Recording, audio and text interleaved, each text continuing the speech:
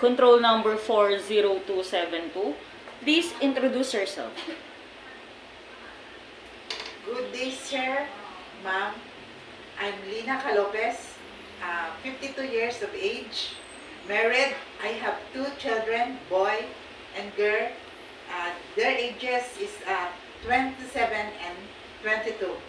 I'm the youngest of the family. I have three sisters and three brothers.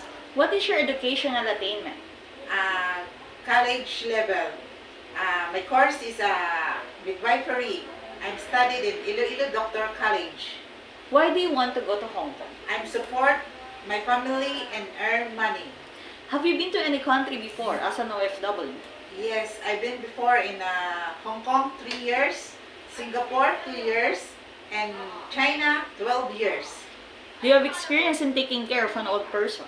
Yes, I have experience changing diaper, take vital sign, and changing clothes. Do you have experience in taking care of newly born babies and children? Yes, I have experience feeding the milk, changing diaper, and play of them. Aside from your daily household work, what other special skills you can do inside the house? Cooking. I know how to cook chop choy, steamed fish, vegetable, and sometimes I cook pasta, like spaghetti and carbonara. And also I know how to cook Philippine food, menudo and adobo. Describe yourself as an housemaid.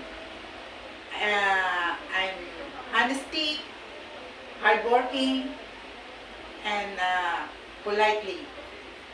During misunderstanding with your employer, what do you do? I apologize and say sorry, ma'am. Describe your relationship with your past and present employer. How did they treat you? They treat me like a family. Message for your future employer in Hong Kong. Good day, sir and ma'am. If you choose me as a domestic helper, I will do the best and I will finish my 2 years contract.